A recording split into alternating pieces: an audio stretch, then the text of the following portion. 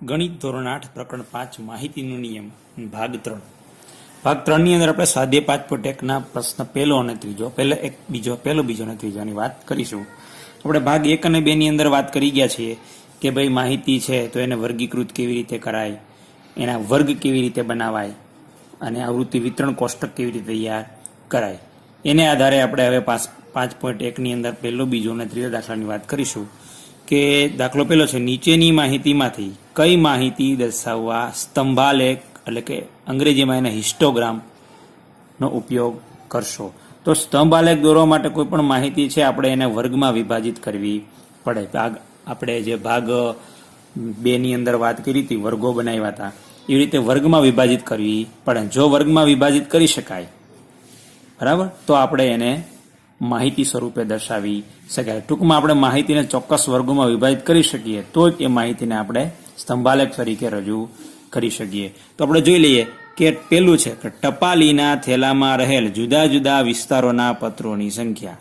તો આ માહિતી જે છે, ટપાલી છે, વિસ્તાર કયો ગણવો, ક્યાંથી ક્યાં પહેલો વિસ્તાર ગણવો, ક્યાંથી ક્યાં બીજો વિસ્તાર ગણવો, એ આપણે ચોક્કસ કહી શકીએ નહીં. બરાબર. અને પત્રોની સંખ્યા કયા દિવસની છે કે કેટલા મહિના, એક મહિનાની વાત છે કે દિવસની વાત છે, એ પણ ચોક્કસ છે. એટલે કે અહીંયા આપેલી માહિતી છે એને વર્ગમાં વિભાજિત કરી શકાય નહીં, માટે આનો સ્તંભાલેખ સ્વરૂપે રજૂઆત કરી શકાય નહીં. આપણે લખી શકીએ કે આપેલ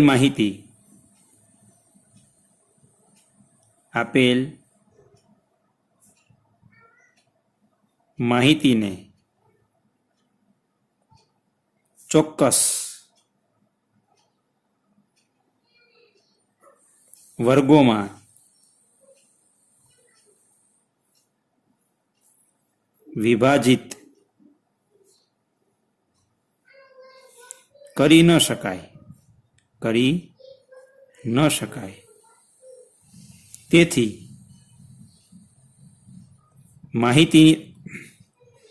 માહિતીની રજૂઆત આલેખથી ન થઈ શકે.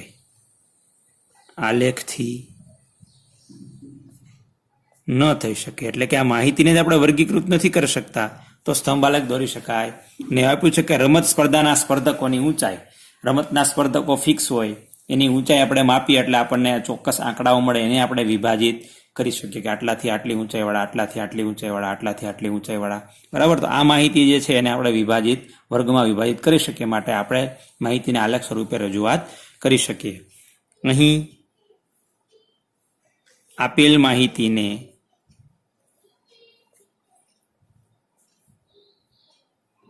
ચોક્કસ વર્ગોમાં એટલે કે વર્ગીકૃત કરી શકાય, માહિતીને વર્ગીકૃત કરી શકાય છે. તેથી માહિતીની રજૂઆત આલેખ દ્વારા થઈ શકે. એટલે કે આના માટે આપણે સ્તંભાલેખ દોરી શકીએ. ત્યાર પછી ત્રીજી માહિતી છે, 5 કંપનીઓ દ્વારા ઉત્પાદન થયેલ કેસેટોની સંખ્યા. કેસેટોની સંખ્યા છે એ કેટલા સમય માટેની વાત છે, કેટલા દિવસ માટેની વાત છે, એવી કોઈ ચોક્કસ માહિતી આપી નથી. 5 કંપનીઓ બરાબર છે, પહેલી, બીજી, ત્રીજી, ચોથી. એ 5 કંપનીઓ કેટલા સમયની અંદર ઉત્પાદન કરે છે, વર્ષની અંદર, કે એ કોઈ ચોક્કસ માહિતી નથી. એટલે આપણે અહીંયા માહિતી જે આપેલી છે એને વર્ગીકૃત કરી શકીએ ને. એટલે એ જેવો જવાબ અહીંયા આપણે સી ની અંદર લખવાનો છે. અહીંયા હું લખતો નથી, એ જવાબ તમારી જાતે લખી દેવાનો છે કે આપેલ માહિતી છે એને ચોક્કસ વર્ગમાં વિભાજિત ન કરી શકાય, માટે આપેલ માહિતીની રજૂઆત આલેખથી ન થઈ શકે. હવે અહીંયા પૂછે ડી, રેલવે સ્ટેશને સવારે 7 થી સાંજના 7 વાગ્યા દરમિયાન ટ્રેનમાં મુસાફરી કરનાર મુસાફરોની સંખ્યા. અને ચોક્કસ સમય આપ્યો છે કે 7 થી સાંજના 7, સવારના 7 થી સાંજના 7. એટલે આપણે દર કલાકનો કે 7 થી 8, 8 થી 9, 8 થી 10, 8 થી 9, 9 થી 10, 10 થી 11 એમ આપણે વર્ગોમાં વિભાજિત કરી શકીએ અને મુસાફરોને પણ ગણી શકીએ. માટે આપેલ માહિતી છે એને વર્ગમાં એટલે કે વર્ગીકૃત કરી શકાય, એટલે કે આવૃત્તિ વિતરણ તૈયાર કરી શકાય અને એને આલેખ દ્વારા રજૂ કરી શકાય. એટલે જે જવાબ બી ની અંદર લખ્યો છે એવો જ જવાબ ડી ની અંદર તમે જાતે લખી શકશો. એટલે એ અને બી નો જવાબ મેં આપ્યો છે, સી અને ડી નો જવાબ તમારી જાતે લખવાનો છે. ટૂંકમાં જે માહિતીને ચોક્કસ વર્ગોમાં વિભાજિત કરી શકાય તેને આલેખ સ્વરૂપે રજૂ કરી શકાય, અને જે માહિતીને ચોક્કસ વર્ગો સ્વરૂપે વિભાજિત ન કરી શકાય એને આપણે આલેખ દ્વારા રજૂ કરી શકીએ નહીં. ત્યાર પછીનો દાખલો બીજો છે કે એક દુકાનદાર પોતાના ડિપાર્ટમેન્ટલ સ્ટોર પર આવતા પુરુષ એટલે કે મેન, સ્ત્રી એટલે કે વિમેન અથવા વુમન, છોકરો હોય તો બોય અથવા છોકરી હોય તો ગર્લ, ગર્લના પહેલા અક્ષર લીધા છે ગર્લ માટેનો, જી માટે નોંધ કરે છે. નીચેની યાદી દુકાનદારને સવારના પ્રથમ 4 કલાકમાં આવતા ગ્રાહકોની માહિતી દર્શાવે છે. અહીંયા માહિતી એને શરૂઆતના 4 કલાકમાં જે ગ્રાહકો આવ્યા એના માટે લખી દીધું કે પહેલો તો કે સ્ત્રી આવી, બીજી તો કે સ્ત્રી, ત્રીજી તો કે સ્ત્રી, ચોથી તો કે છોકરી, પાંચમો છોકરો, પછી સ્ત્રી, પુરુષ, છોકરી, પુરુષ, બરાબર. એવી રીતે એને 4 કલાકમાં જે ગ્રાહકો આવ્યા છે એના માટેનું અહીંયા નોંધ તૈયાર કરી છે. તો ઉપરોક્ત માહિતી પરથી આવૃત્તિ ચિહ્નનો ઉપયોગ કરીને આવૃત્તિ વિતરણ કોષ્ટક તૈયાર કરો અને લંબાલેખ દ્વારા દર્શાવો. એટલે 2 કામ કરવાના છે. આપેલ માહિતીને વર્ગીકૃત કરવાની છે અને પછી આપણે એને સ્તંભાલેખ સ્વરૂપે દર્શાવવાની છે. તો આપણી પાસે જે માહિતી છે ને વર્ગમાં નહીં, પણ આપણે માહિતી તરીકે ગ્રાહક તરીકે લખશું. 4 જ વસ્તુ છે, પુરુષ, સ્ત્રી, છોકરો અને છોકરી, બરાબર. પછી આવૃત્તિ ચિહ્નો અને આવૃત્તિ, બરાબર. આપણે એ વિભાજન અહીં આવૃત્તિ વિતરણ કોષ્ટક તૈયાર કરી દઈએ આપણે. તેના માટે આપણે અહીં કોષ્ટક બનાવીએ.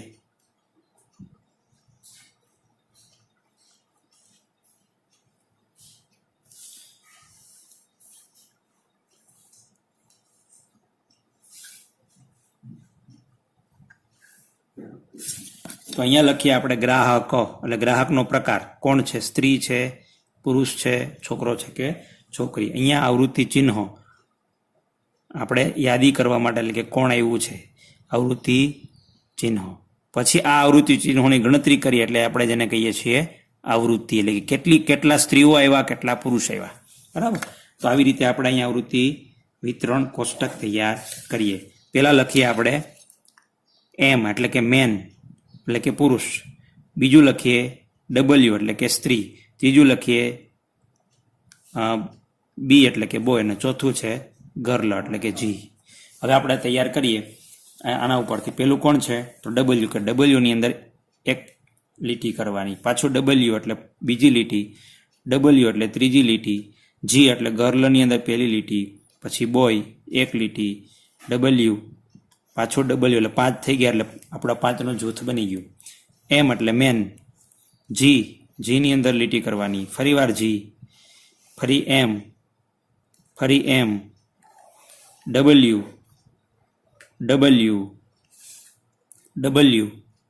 જી, બી, એમ, ડબલ્યુ, બી, જી, આ 5 થઈ ગયા, ફરીવાર જી, એમ, આ 5 થઈ ગયા, ડબલ્યુ, આ 5 થઈ ગયા, ડબલ્યુ, એમ, ડબલ્યુ, એમ, ડબલ્યુ, આ 5 થઈ ગયા, બી, ડબલ્યુ, જી, એમ, ડબલ્યુ,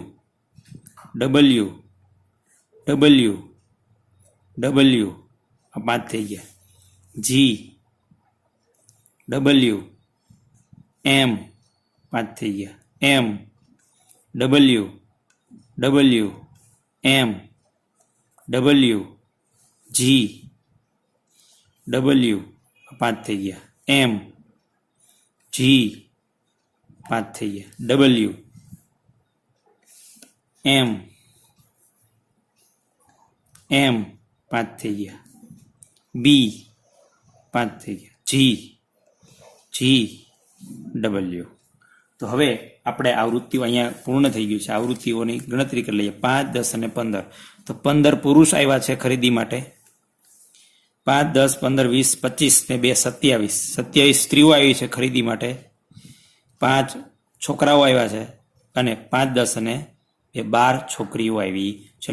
ટોટલ કેટલા ગ્રાહક આવ્યા આપણે એમનો સરવાળો કરી લઈએ.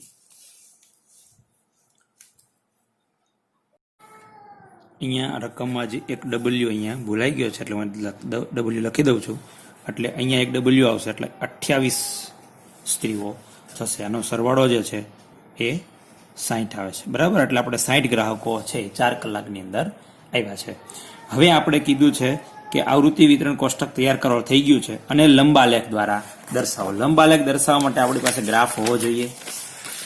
જો ગ્રાફ ન હોય તો આપણે આની અંદર પણ દર્શાવી શકીએ.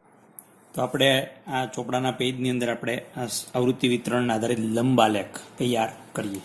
હવે લંબાલેખ તૈયાર કરવા માટે આપણે આડી રેખા જે છે એને એક્સ અક્ષ તરીકે લઈ લઈએ અને ઊભી રેખા છે એ વાય અક્ષ તરીકે. આ એક્સ અક્ષ અને આ ઊભી રેખા છે એ વાય અક્ષ તરીકે લઈ લીધું. અહીંયા આપણે ગ્રાહકનો પ્રકાર દર્શાવીશું. ગ્રાહકનો પ્રકાર અહીંયા આપણે ગ્રાહકની સંખ્યા દર્શાવશું. ગ્રાહકની સંખ્યા. હવે એક્સ અક્ષ ઉપર આપણે અહીંયા લંબ આલેખ દોરવાનો છે. લંબ આલેખ આપણે ધોરણ 7 ની અંદર શીખી ગયા છીએ, 6 ની અંદર શીખી ગયા છીએ. તો લંબ આલેખ દોરવા માટે દરેક સ્તંભ સ્વતંત્ર હોય, જ્યારે સ્તંભ આલેખની અંદર દરેક સ્તંભ એકબીજાને અડકેલા હોય છે. અહીંયા લંબ આલેખ દોરવાનો છે તો આપણે સરખે સરખા ભાગ પડીએ એના માટે કોઈ સ્તંભ છે એની પહોળાઈ વધારે ઓછી ન થાય એના માટે આપણે સરખું માપ લઈએ 1 સેન્ટીમીટરનું અને ટપકા કરી દઈએ એટલે આપણને ખ્યાલ આવે કે અહીંથી આટલો સ્તંભ આપણે દોરવાનો છે.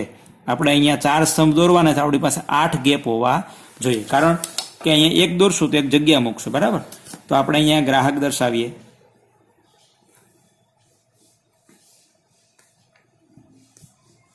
જ્યારે આપણી પાસે ગ્રાફ પેપર ન હોય ત્યારે સ્તંભ આલેખ કેવી રીતે દર્શાવાય, લંબ આલેખ કેવી રીતે દર્શાવાય અથવા સ્તંભ આલેખ કેવી રીતે દોરાય એની વાત. આપણે અહીંયા લંબ આલેખ દોરવાનો છે એટલે લંબ આલેખની અંદર એક સ્તંભ હોય પછી બીજો સ્તંભ વચ્ચે જગ્યા પછી એના પછીનો સ્તંભ આવતો હોય છે. એટલે અહીંયા પેલું જે છે પેલો ગ્રાહકનો પ્રકાર કોણ છે તો કે એમ છે.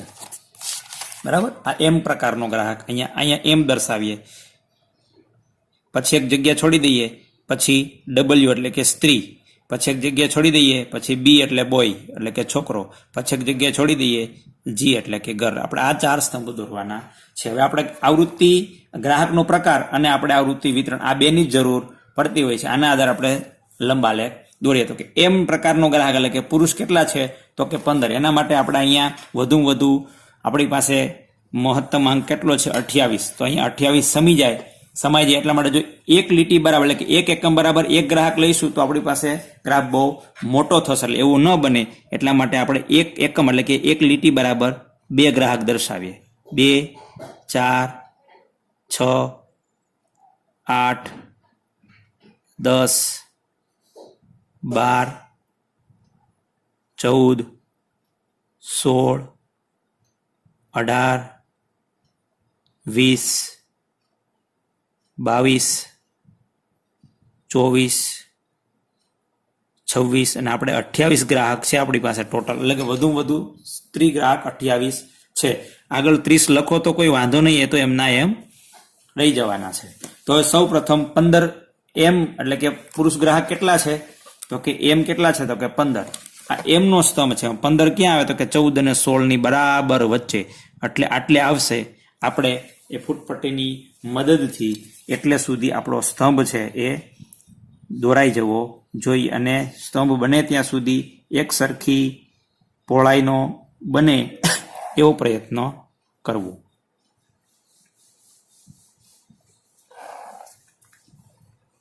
એટલે આપણો આ પહેલો સ્તંભ જે છે એ પુરુષ ગ્રાહક માટેનો એની આપણે અહીંયા રચના કરી દીધી છે. હવે ડબલ્યુ તો કે ડબલ્યુ એટલે કે સ્ત્રીઓ, વુમન કેટલી છે તો કે 28. તો કે આ સ્તંભની ઊંચાઈ છે એ 28 સુધી લઈ જવાની છે. એટલે 28 અહીંયા આવે આપણને ખબર છે. તો આ સ્તંભ જે છે એ પણ એની પહોળાઈ છે એ વધઘટ ન થાય એવો પ્રયત્ન કરવાનો છે. થોડું ઘણું રહી જાય તો કોઈ પ્રોબ્લેમ નથી, કારણ કે આપણી પાસે ગ્રાફ પેપર ન હોય ત્યારે થોડો ઘણો પ્રોબ્લેમ કદાચ રહી શકે, પણ આપણે તો ગ્રાહકની જે ગ્રાફની રજૂઆત છે એ સાચી હોવી જોઈએ. તો આ સ્ત્રીઓ માટેનું થઈ ગયું. ત્યાર પછી બોય એટલે કે છોકરાઓ કેટલા છે, તો કે 5 ગ્રાહક છોકરા તરીકે આવેલા છે. છોકરાઓ 5 છોકરાઓ ગ્રાહક તરીકે આવેલા છે. એટલે કે અહીંયા બી એટલે ક્યાં આવશે, 4 અને 6 ની બરાબર વચ્ચે. એટલે આટલે સુધી આપણે આ છોકરાઓનો જે ગ્રાફ છે, સ્તંભ છે, એ દોરવાનો છે.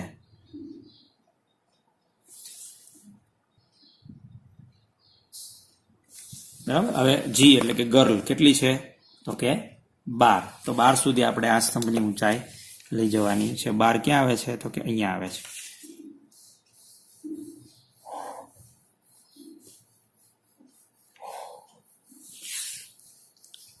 અહીંયા આપણો આ લંબ આલેખ તૈયાર થઈ ગયો છે. અને એ પ્રમાણમાપ લખી શકીએ. પ્રમાણમાપ બહુ અગત્યનું છે. પ્રમાણમાપ કોઈ પણ ગ્રાફ દોરતી વખતે પ્રમાણમાપ છે એ સૌથી અગત્યનું પાસું છે, અને એ આપણને આપણી જાતે આવડતું હોવું જોઈએ. વાય અક્ષ પર અહીંયા આપણે એક લીટી અથવા એક એકમ બરાબર કેટલા ગ્રાહક લીધા, તો કે 2. દરેક 2નો ગેપ છે, એટલે કે 2 ગ્રાહક. આ આપણું પ્રમાણ માપ છે. આવી રીતે આપણે આ માહિતીનું વર્ગીકરણ કર્યું, એટલે કે આવૃત્તિ વિતરણ તૈયાર કર્યું. એને આધારે આપણે લંબ આલેખ તૈયાર કર્યું. આ લંબ આલેખ છે એમાં દરેક સ્તંભ સ્વતંત્ર હોય, જ્યારે સ્તંભ આલેખમાં આ દરેક સ્તંભ એકબીજાને અડેલા હોય છે. શા માટે? કારણ કે એમાં વર્ગો છે એકબીજાથી શરૂ થતા હોય છે, એમાં વચ્ચે ગેપ હોતો નથી. ત્યાર પછીનો દાખલો ત્રીજો છે, જે આપણે જોઈએ કે એક કારખાનાના 30 કારીગરોનું સાપ્તાહિક વેતન, એટલે કે સાપ્તાહિક એટલે અઠવાડિયાનું વેતન એટલે પગાર. દર અઠવાડિયે પગાર થતો હોય કંપનીમાં, કારખાનામાં, તો એ દર અઠવાડિયે કોને કેટલા રૂપિયા મળે છે નીચે મુજબ આપ્યા છે. કોઈને 830 મળે, કોઈને 835, કોઈને 890, કોઈને 810. એવી રીતે 30 એના જે કારીગરો છે એનો પગાર આપેલો છે. ઉપરોક્ત માહિતી પરથી આવૃત્તિ ચિહ્નનો ઉપયોગ કરીને 800 થી 810, 810 થી 820 વર્ગ ધરાવતું આવૃત્તિ વિતરણ કોષ્ટક તૈયાર કરો. સૌથી અગત્યની વાત એ છે કે અહીંયા આપણને વર્ગ કેવા લેવાના એ આને આપી દીધું છે કે 800 થી શરૂ કરો, 810. શા માટે? કારણ કે કોઈનો પગાર 800 થી નીચે છે નહીં. બરાબર. ઓછામાં ઓછો 810, એનાથી ઓછો 804. બરાબર. 804 છે ઓછામાં ઓછો, જેનાથી ઓછો કોઈને પગાર નથી. વધુમાં વધુ કેટલો પગાર છે એ પણ અગત્યની વાત છે, કારણ કે આપણે જ્યારે વર્ગો તૈયાર કરીએ ત્યારે ક્યાં અટકવું એ પણ આપણને ખબર હોવી જોઈએ. તો 878 છે, 890 છે. બરાબર. 890 પછી કોઈને 900 લગભગ કોઈનો પગાર નથી. 890 સુધી છે. 890 થી વધારે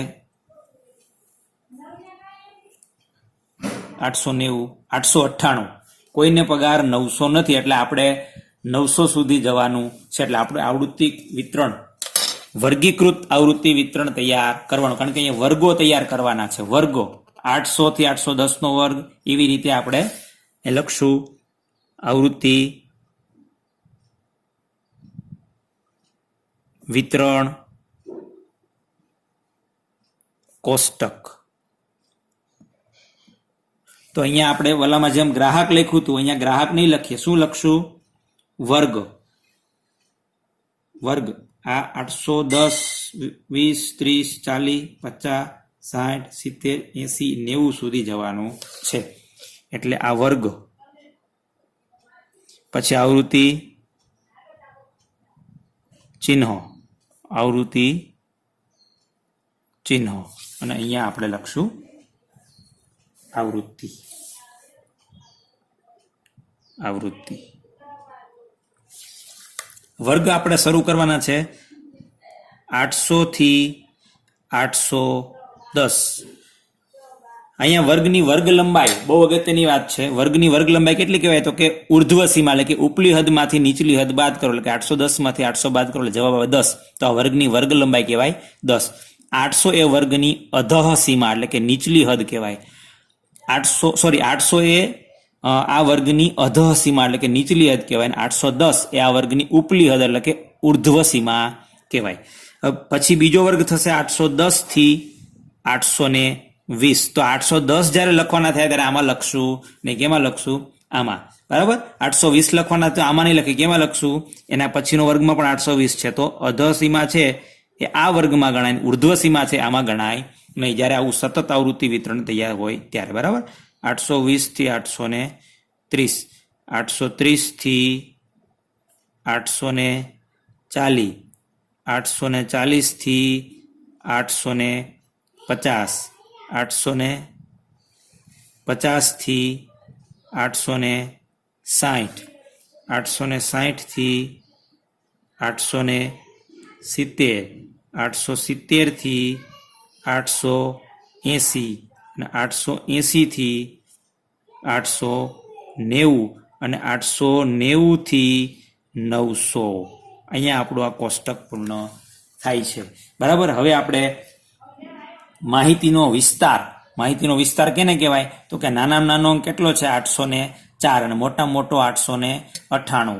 એટલે એ બેની બાદબાકી કરો એને કહેવાય માહિતીનો વિસ્તાર, બરાબર. એટલે આપણે માહિતી છે એ 800 થી 900 સુધીમાં સમાય એવડી માહિતી છે. આપણે આવૃત્તિ વિતરણ તૈયાર કરીએ. પહેલો અંક છે 830, તો 830 કેમાં આવશે? આમાં 830 આમાં લેવાના નથી, કેમાં લેવાના? અધસીમામાં લેવાના. 830, 835 પણ આમાં આવશે, 890 કેમાં આવશે? આમાં આવશે, 810 આમાં આવશે, 835 આમાં આવશે, 836 પણ આમાં આવશે, 869 આમાં આવશે, 845 આમાં આવશે, 898 ક્યાં આવશે? અહીંયા, બરાબર. તો તમે જોઈ શકો છો કે અહીંયા મેં આવૃત્તિ વિતરણ તૈયાર કરી દીધું આવૃત્તિનો. હવે ગણતરી કરી લઈએ કે 800 થી 810 પગાર મેળવનારા કારીગરો કેટલા છે? તો કે 3. જેનો પગાર 810 થી 820 હોય એવા કેટલા છે? તો કે 2 કારીગર. 820 થી 830 પગાર મળતો એવા કારીગર 1. 830 થી 840 પગાર મળતો એવા કારીગર 5 ને 4 9. 840 850 પગાર મળતો એવા કારીગરો 5 1 3 1 1 અને 4. આમ ટોટલ આ 30 કારીગરો થશે. 3 ને 2 5 ને 1 6, 6 ને 9 15, 15 ને 5 20 ને 1 21 ને 3 23, 21 ને 3 24 ને 25, 25 ને 1 26, 26 ને 4 30, તો 30 કારીગરો. આવી રીતે આપણે આપેલી માહિતીને વર્ગીકરણ એટલે કે વર્ગ દ્વારા વર્ગીકૃત કરી અને આવૃત્તિ વિતરણ તૈયાર કર્યું. આને કહેવામાં આવે છે વર્ગીકૃત આવૃત્તિ વિતરણ. જ્યારે આનો ગ્રાફ દોરવાનો થશે ત્યારે આપણે આનો લંબ આલેખ નહીં દોરી શકીએ, સ્તંભ આલેખ દોરશું. લંબ આલેખ એટલે લંબ આલેખ ને સ્તંભ આલેખ બે એક જ પ્રકારનો છે, પણ એટલો ફેર હોય છે કે જ્યારે આપણે લંબ આલેખ દોરીએ ત્યારે એક સ્તંભ વચ્ચે બીજા સ્તંભ વચ્ચે જગ્યા હોય છે. જ્યારે સ્તંભ આલેખ દોરીએ એટલે આનો જ્યારે ગ્રાફ દોરવાનો થશે આના પછીના દાખલામાં, ત્યારે આના જે સ્તંભો છે એકબીજાને અડીને હશે. આવી રીતે આપણે આવૃત્તિ વિતરણ કોષ્ટક તૈયાર કરવાનું છે. આના પછીનો દાખલો આના પછીના ભાગની અંદર જોઈશું.